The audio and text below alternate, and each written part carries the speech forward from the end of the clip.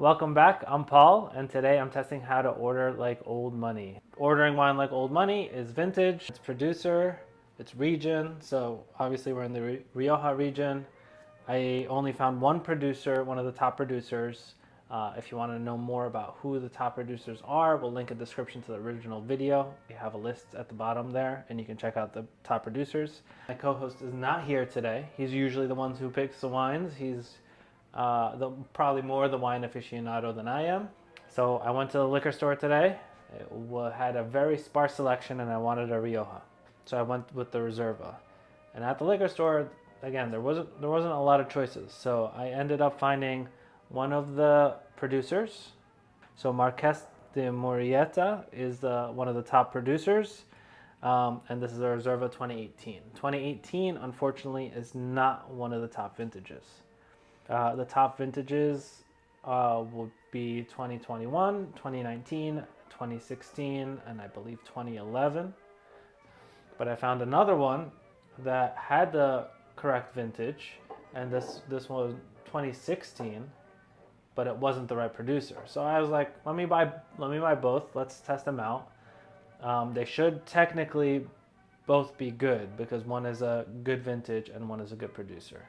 And just to let you know off the bat, the producer one, which is a Marques de Murrieta, that one was a $30 bottle, and the Larchago Gran Reserva is about a $20 bottle. So I'm going to taste them both, see which one I like better. So we're starting with the Larchago. It's a 2016, so the vintage is supposed to be excellent.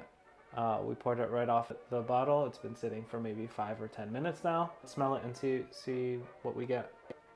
So right off the bat, I get some ethanol, which is kind of alcohol, and this has a 14% alcohol to it.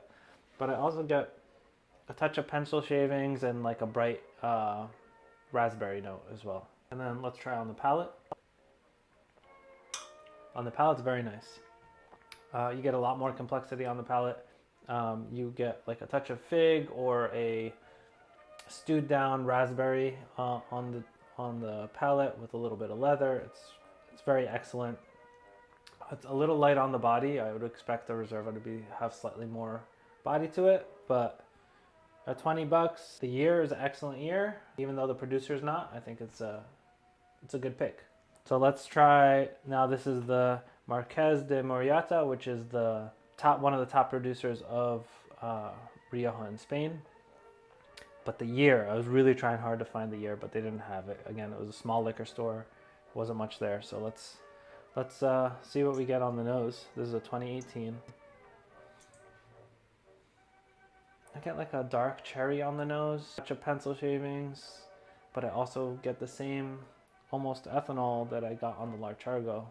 And they're both high in alcohol for a wine. They're about 14% in alcohol, so that's probably what I'm getting, and it just needs more time to open up. Let's taste it. It's a good bottle of wine. On the palate, it's a bit more astringent on the palate. Really has lots of tannins. You really get that oak in there. But as far as, this being $10 more than this one, I actually like the palate of the vintage. So it seems like the vintage might count for more. At least in this example, the vintage counts for more than the producer. And producer, because they're a top quality producer, they demand a higher price regardless of the vintage. Yeah, this top producer 2018, not as good as the not top producer 2016. And it seems like the grape matters more than the producer at the end of the day. So if you have an option between a top producer or a top vintage, I would lean more towards the vintage because it's the crop that matters, it's the grape that matters, it's the grape that's going to get put into the bottle. And that's going to have a bigger impact than what a producer can do on a non-marquee year. If it's not a top year, the grape is going to suffer, and therefore the wine is going to suffer, even though the producer still can make excellent wine. So definitely lean more towards vintage over producer, and I think you'll be happy with that choice. So thanks for sticking around. Maybe next time my co-host will be here and I won't be by myself.